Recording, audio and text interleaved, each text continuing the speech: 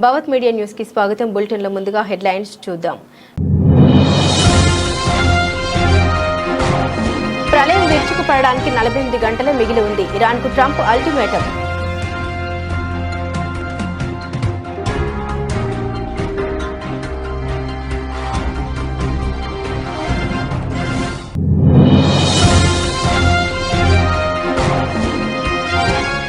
దక్షిణాది రాష్ట్రాలకు ఎంపీ స్థానాలు తగ్గవు. కేరళం ఎన్నికల ప్రచార సభలో ప్రధాని మోదీ వెల్లడి.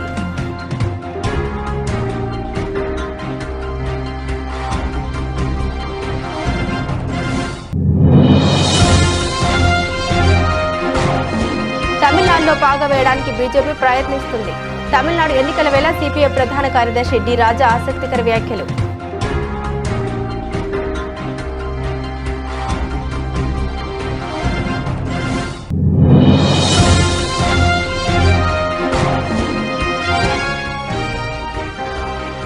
త్రిభాషా విధానంపై సీఎం స్టాలిన్ చేసిన వ్యాఖ్యలపై స్పందించిన కేంద్ర మంత్రి పీయూష్ గోయల్. అవి బూటకపు ఆరోపణలని విమర్శలు.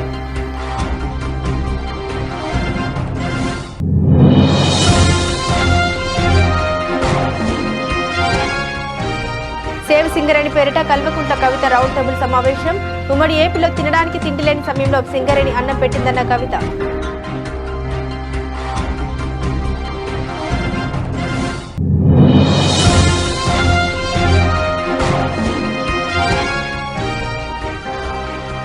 కోనసీమ జిల్లాలోని 5 నియోజకవర్గాల రైతులకు భారీ ఊరటనిచ్చే నిర్ణయం తీసుకున్న ప్రభుత్వం. లొల్లలాకుల పునరుద్ధరణకు 74 కోట్లకు పైగా నిధులు మంజూరు.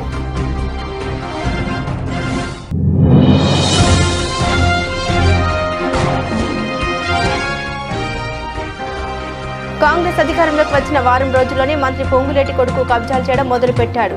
మాజీ మంత్రి హరీష్ రావు సంచలన వ్యాఖ్యలు.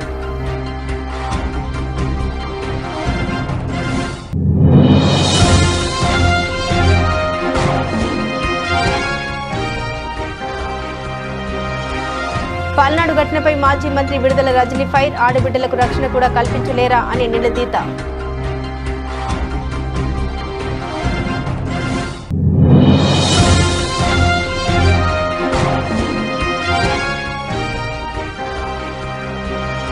కూకట్పల్లి పరిధిలో బయటపడిన లవ్ జిహాద్ కు మించిన ఘటన. నవాజ్ అనే వ్యక్తిపై పోలీసులకు ఫిర్యాదు చేసిన మోసపోయిన యువతి.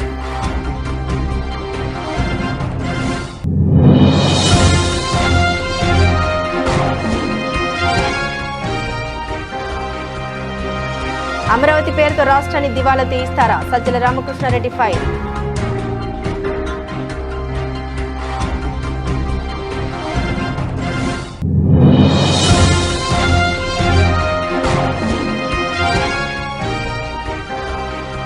గెలుపంచుల వరకు వచ్చిన గుజరాత్. థ్రిల్లింగ్ పోర్లో రాజస్థాన్ విజయం.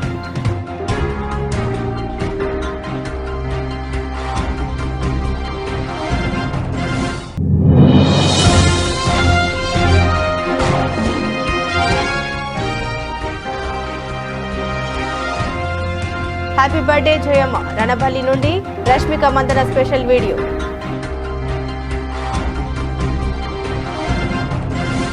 అమెరికా అధ్యక్షుడు డొనాల్డ్ ట్రంప్ ఇరాన్కు అత్యంత తీవ్రమైన హెచ్చరిక జారీ చేశారు. హార్ముజ్ జలసంధిని మూసివేసే ప్రయత్నం చేస్తే కేవలం 48 గంటల్లో ప్రళయం తప్పదని, నరకం చూపిస్తామని అల్టిమేటం ఇచ్చారు.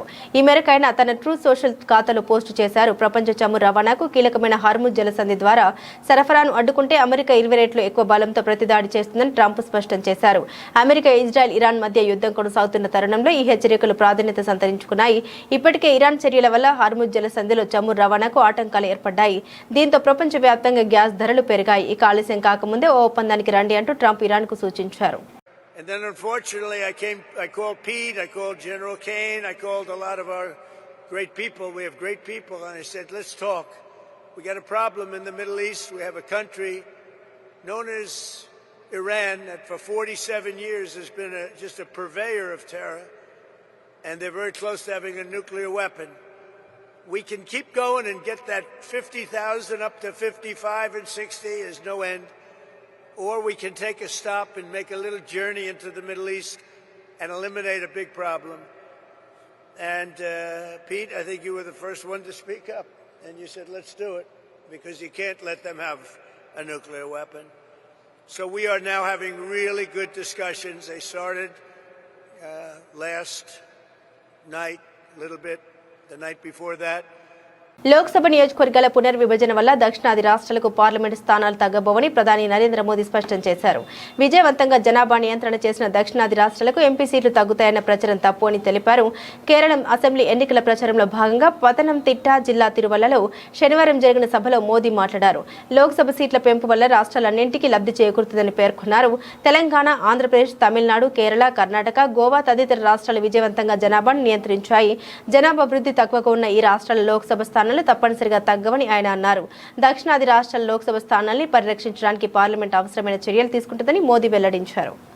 एनडीए सुर्द करे, ये हमारी ही सरकार है जिसने लोकसभा और विधानसभा में महिलाओं को 33% रिजर्वेशन दिया है. और आप सभी की जानकारी में है कि बजट सत्र का हमने पूर्णाहुति करने के बजाय उसका विस्तार किया है.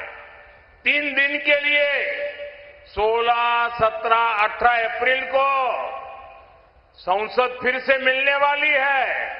आपको पता है क्यों मिलने वाली है?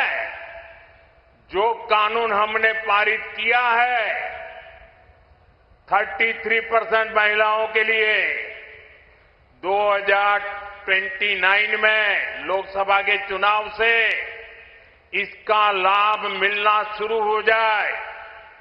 33% बहनें पार्लियामेंट में आकर के बैठे, इसके लिए कानून बनाने की जरूरत है.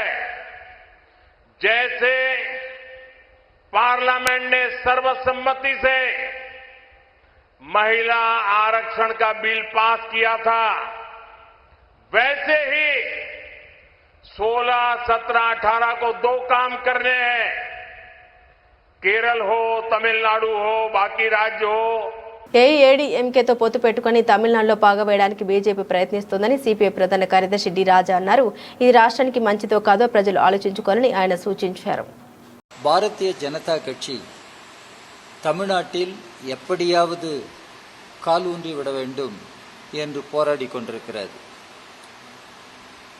தான் காலூன்றுவதற்காக அது சில கட்சிகளை தன் பக்கம் அணி சேர்த்திருக்கிறது. அதில் அதிமுக ஒரு கட்சியாக இருக்கிறது, வேறு சில கட்சிகளும் சேர்ந்திருக்கிறார்கள். இது தமிழ்நாட்டின் நலனுக்கு ஏற்றதுதானா என்பதை மக்கள் யோசிக்க வேண்டும். அகில இந்திய அளவிலேயே இது ஒரு பெரும் பிரச்சனையை தோற்றுவித்திருக்கிறது. பாரதிய ஜனதா கட்சி ஒன்றிய அரசை இன்றைக்கு இருக்கிறது.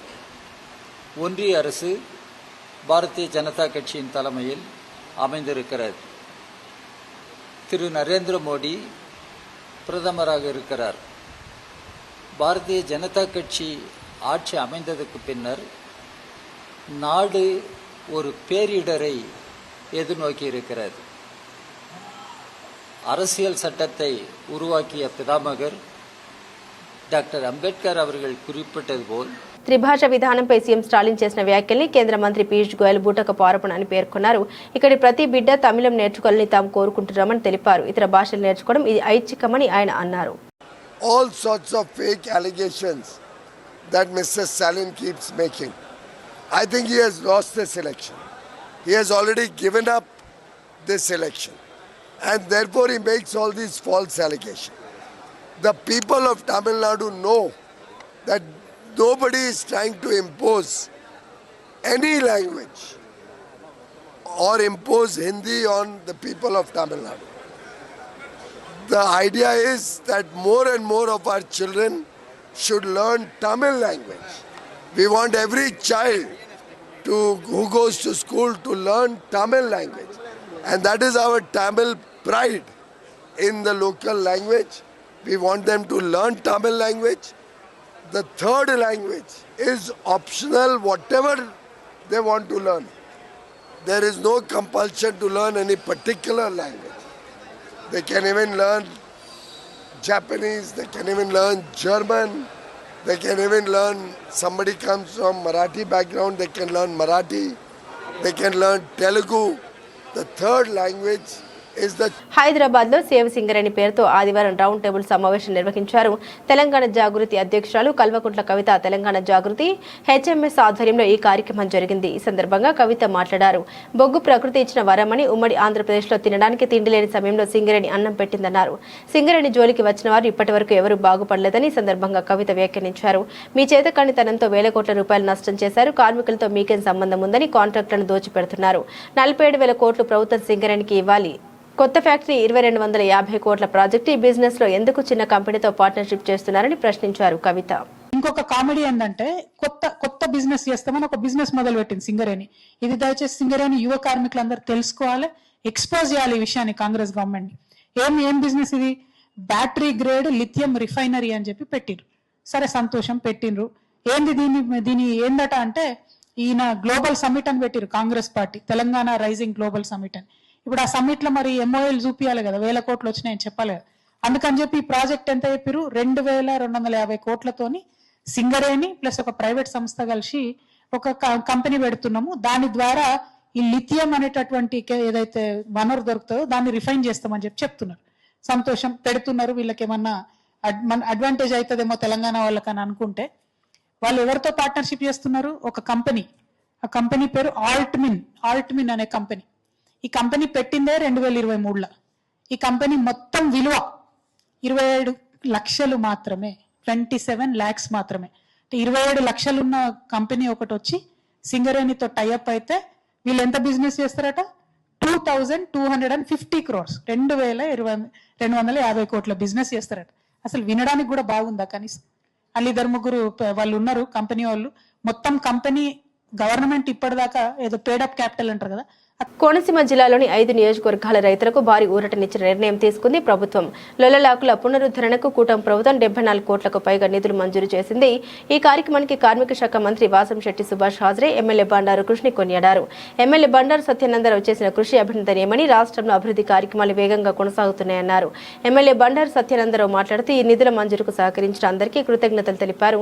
లొల్లలాకుల పునరుద్ధరణతో 5 నియోజకవర్గాల రైతుల సమస్యలు పరిష్కారం అవుతాయని, అమలాపురం బొబ్బర్లంక హైవేకు కూడా ప్రయోజనం కలుగుతుందని వెల్లడించారు.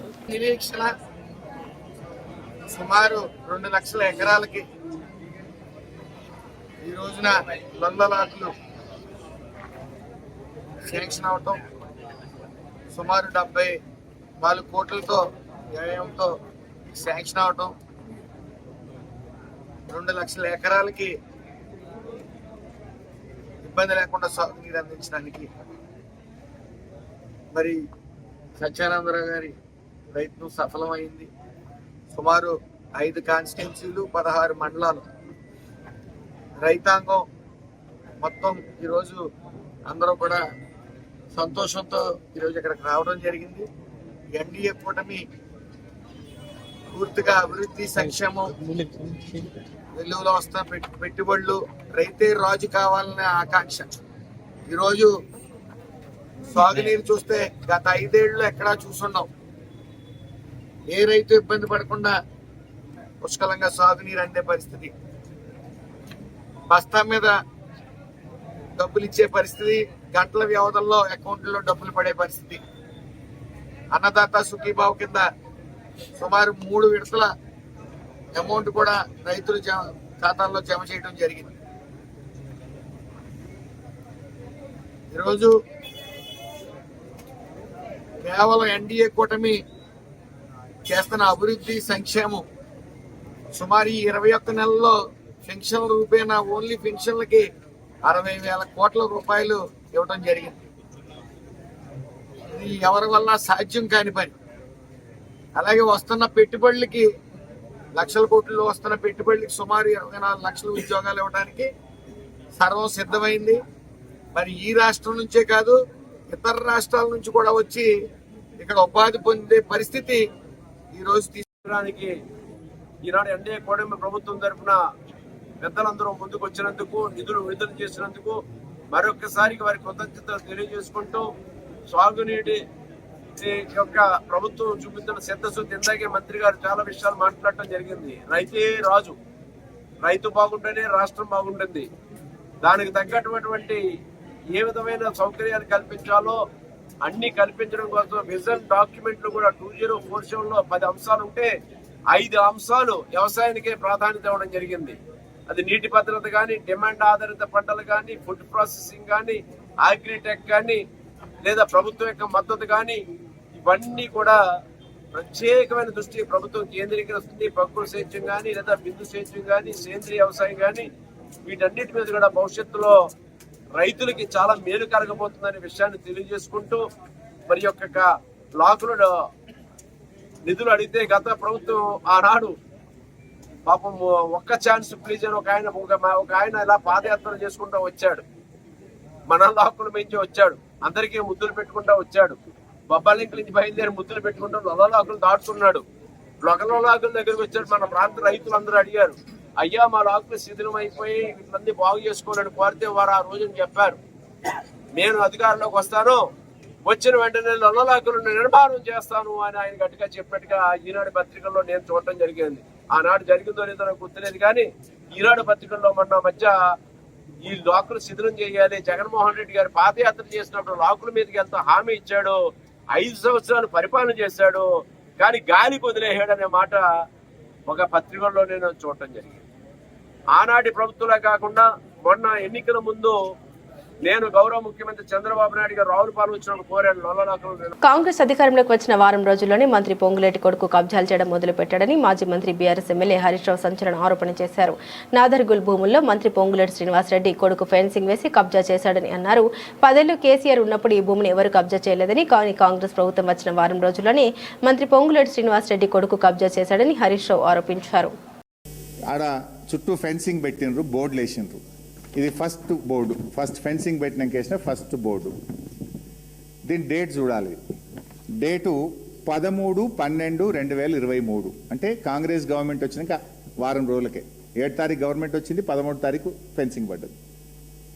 7 తారీఖు కాంగ్రెస్ గవర్నమెంట్ వస్తే 13 డిసెంబర్ 2023 నాడు చుట్టూ ఫెన్సింగ్ పెట్టి ఇక్కడ రాసుకున్నారు. ఏం రాసుకున్నారు?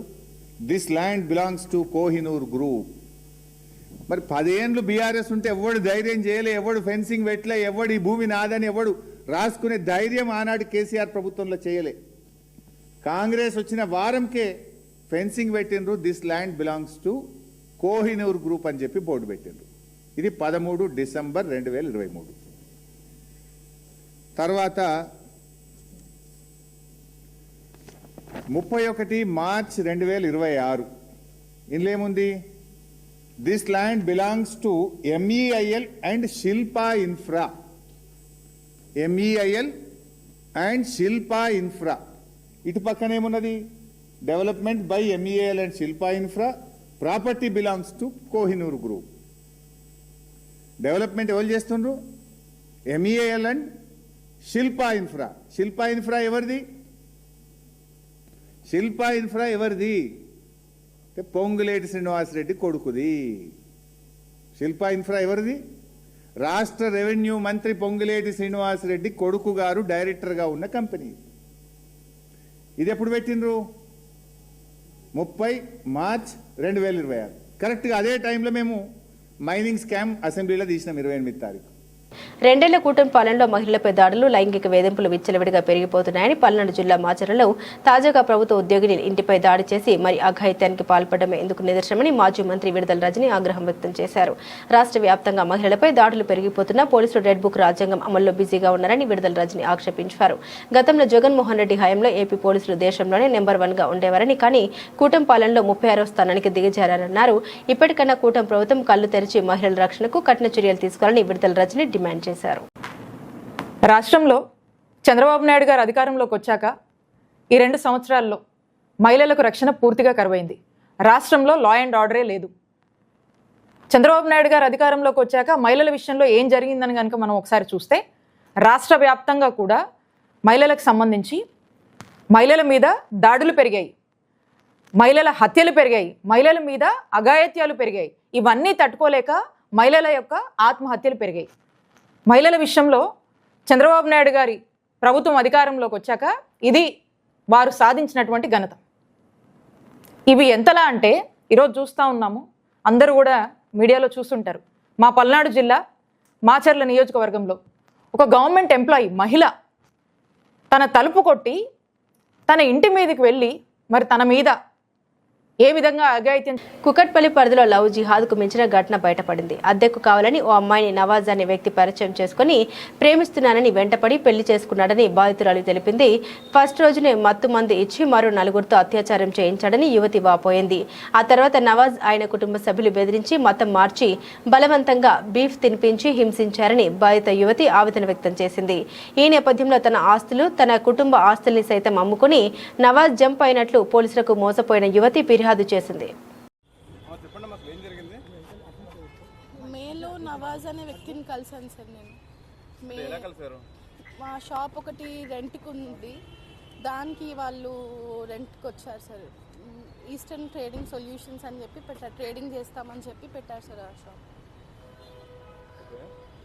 దాని తర్వాత ఫ్రీక్వెంట్గా మా ఆఫీస్ దగ్గర కూడా వచ్చేవాళ్ళు సార్ వాళ్ళు.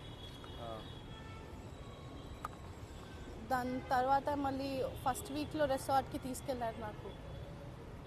అక్కడ అంటే ఏమి మత్తు పదార్థాలు ఇచ్చారో తెలీదు. అది తిన్న తర్వాత నేను నా కాన్షియస్ స్టేట్లో లేను సార్. నేను తర్వాత అలా 3 సార్లు ఒకసారి బేగంపేట్ ఫ్లాట్లో కూడా అలా చేశారు సార్. నన్ను అంటే రేప్ చేశారు సార్ వాళ్ళు. వాళ్ళ తమ్ముళ్ళు మున్నావర్, షారుఖ్, ఇస్మాయిల్, వాళ్ళ ఫ్రెండ్ లీలాఫ్ అని చెప్పి అతను, నవాజ్.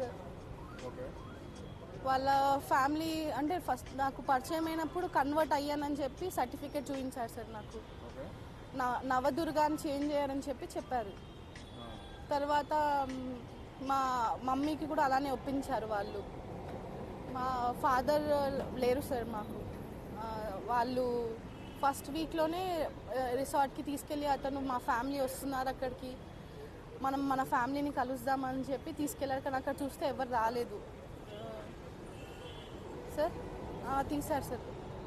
అంటే ఆ రోజు నెక్స్ట్ డే మార్నింగ్ చూపించాడు నాకు, నా ఫొటోస్ చూపించి నేను నిన్ను తప్ప ఎవరిని పెళ్లి చేసుకుని నువ్వు ఏమైనా చేసుకుంటే కూడా ఇవన్నీ బయట పెడతానని చెప్పారు సార్. జూలై 28.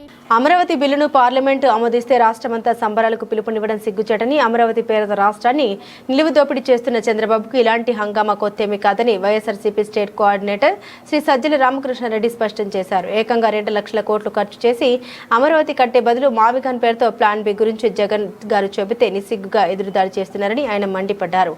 గతంలో తాము 3 ప్రాంతాలను అభివృద్ధి చేస్తామని చెబితే దాన్ని ఇప్పటికీ 3 ముక్కలాట పేరుతో విమర్శిస్తూ ఆయా ప్రాంతాల్ని అవమానిస్తున్నారని తెలిపారు. గతంలో మచిలీపట్నాన్ని గ్రోత్ ఇంజన్ చేసేందుకు వీలుగా పోర్టు నిర్మాణం చేపట్టామని, ఇప్పుడు మావిగాన్ ప్లాన్ కూడా దానికి కొనసాగింపని తెలిపారు. దీన్ని తట్టుకోలేక చంద్రబాబు అవాకులు చవాకులు పేలుతున్నారని పార్టీ కేంద్ర కార్యాలయంలో మీడియాతో మాట్లాడిన శ్రీ సజ్జల రామకృష్ణారెడ్డి ఆక్షేపించారు. మీడియా మిత్రులకు నమస్కారం.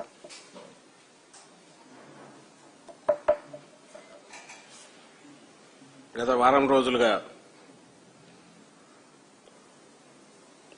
చంద్రబాబు నాయుడు గారు ఆయన పార్టీ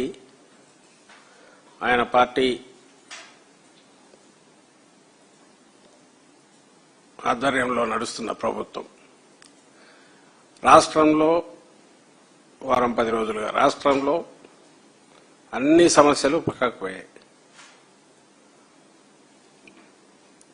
ఎస్పెషల్లీ గత 2-3 రోజులుగా వాళ్ళు క్రియేట్ చేస్తున్న ఒక యుఫోరియా బహుశా ఓ దేశానికి స్వాతంత్రం వచ్చినప్పుడు కూడా అట్లా ఉండనంతగా సంబరాలు ఏదో జరగాలని, అవి ఎక్కడ జరగట్లేదు. That's different issue. ఒక అద్భుతం జరిగిపోయిందని, రాష్ట్రానికి ఇంతకాలం ఒక రాజధాని లేనిది ఇప్పుడు ఒక రాజధాని వచ్చిందని నిన్న చంద్రబాబు నాయుడు గారి మాటల్లో అది రాష్ట్రానికే కాదు దేశానికే ఒక గర్వకారణమైన ఇది విషయమని, బహుశా ఢిల్లీని కూడా దాటేసి పోయినాడు. ఇవన్నీ మేమందరం ఇండియన్ ప్రీమియర్ లీగ్ 2026 సీజన్లో మరో హోరాహోరీ మ్యాచ్ అభిమానులను అలరించింది. అహ్మదాబాద్లోని నరేంద్ర మోదీ స్టేడియం వేదికగా గుజరాత్ టైటాన్స్తో జరిగిన ఉత్కంఠభరితమైన మ్యాచ్లో రాజస్థాన్ రాయల్స్ 6 పరుగుల స్వల్ప తేడాతో విజయం సాధించింది. భారీ లక్ష్య ఛేదనలో గుజరాత్ చివరి వరకు పోరాడిన కీలక సమయంలో వికెట్లు కోల్పోయి ఓటమి పాలైంది. ఈ మ్యాచ్లో టాస్ గెలిచి బ్యాటింగ్ ఎంచుకున్న రాజస్థాన్ రాయల్స్ నిర్ణీత 20 ఓవర్లలో 6 వికెట్ల నష్టానికి 210 పరుగులు భారీ స్కోర్ చేసింది. అనంతరం 211 పరుగుల లక్ష్యంతో బరిలోకి దిగిన గుజరాత్ టైటాన్స్ కు సాయి సుదర్శన్ 44 బంతుల్లో 73 పరుగులు, 9 ఫోర్లు, 3 సిక్స్లు అద్భుతమైన ఆరంభాన్ని ఇచ్చాడు. అతని క్రీజులో ఉన్నంతసేపు గుజరాత్ విజయం ఖాయమనిపించింది. అయితే కీలక సమయంలో రాజస్థాన్ స్పిన్నర్ రవి బిష్ణోయ్ తన మాయాజాలంతో మ్యాచ్ను మలుపు తిప్పాడు. అతను ఒకే ఓవర్లో కీలక వికెట్లు పడగొట్టడంతో సహా మొత్తం 4 వికెట్లతో గుజరాత్ మిడిల్ ఆర్డర్ను దెబ్బతీశాడు. చివరిలో రషీద్ ఖాన్ 24, రబాడా 23 నాట్అవుట్ పోరాడిన జట్టును గెలిపించలేకపోయారు. ఆఖరి ఓవర్లో విజయానికి 11 పరుగులు అవసరం కాక 4 పరుగులు లభించాయి. చివరికి గుజరాత్ 20 ఓవర్లో 8 వికెట్లు కోల్పోయి 204 పరుగులకే పరిమితమైంది.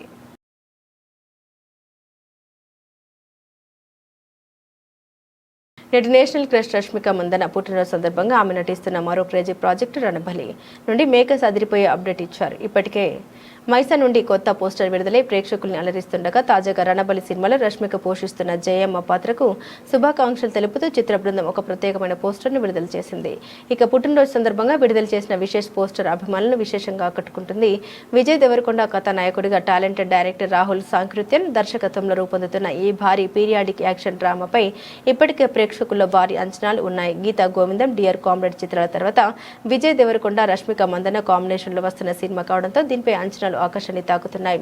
వీరిద్దరి ఆన్ స్క్రీన్ కెమిస్ట్రీ మరోసారి ప్రేక్షకుల్ని అలరించనున్నట్టు టాక్ నడుస్తుంది.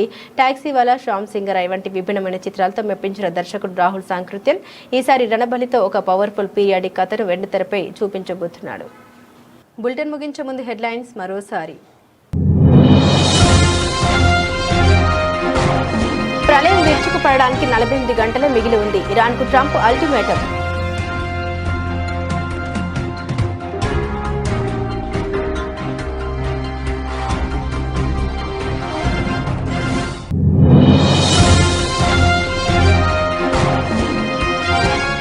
దక్షిణాది రాష్ట్రాలకు ఎంపీ స్థానాలు తగ్గవు. కేరళం ఎన్నికల ప్రచార సభలో ప్రధాని మోదీ వెల్లడి.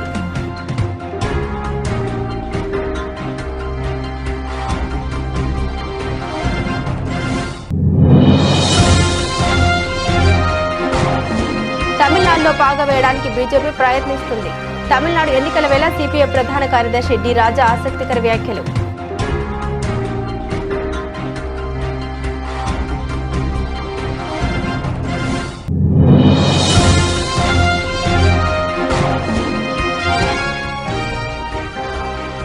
త్రిభాషా విధానంపై సీఎం స్టాలిన్ చేసిన వ్యాఖ్యలపై స్పందించిన కేంద్ర మంత్రి పీయూష్ గోయల్. అవి బూటకపు ఆరోపణలని విమర్శలు.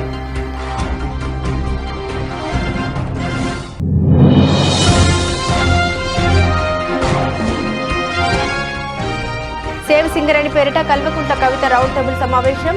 ఉమ్మడి ఏపీలో తినడానికి తిండి లేని సమయంలో సింగరేణి అన్నం పెట్టిందన్న కవిత.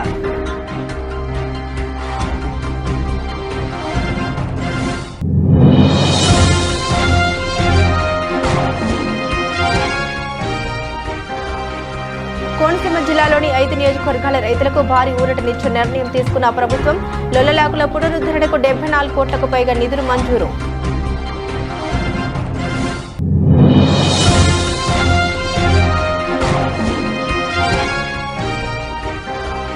కాంగ్రెస్ అధికారంలోకి వచ్చిన వారం రోజుల్లోనే మంత్రి పొంగులేటి కొడుకు కబ్జాలు చేయడం మొదలుపెట్టాడు. మాజీ మంత్రి హరీష్ రావు సంచలన వ్యాఖ్యలు.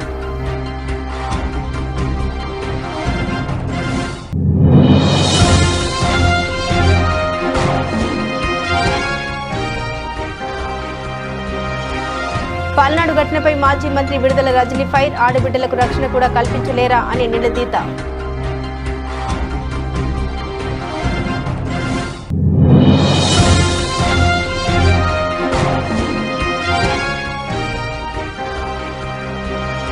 కూకట్పల్లి పరిధిలో బయటపడిన లవ్ జిహాద్కు మించిన ఘటన.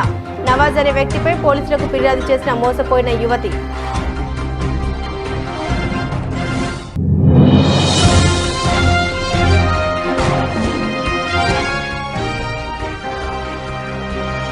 అమరావతి పేరుతో రాష్ట్రాన్ని దివాలా తీయిస్తారా? Sajjala Ramakrishna Reddy fire.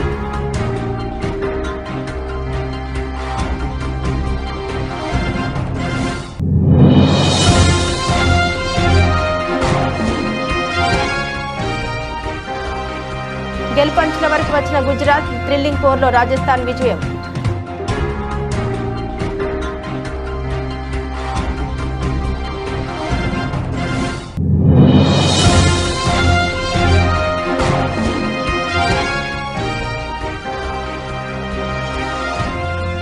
Happy birthday Jayamma, Ranaballi నుండి రష్మిక మందన స్పెషల్ వీడియో.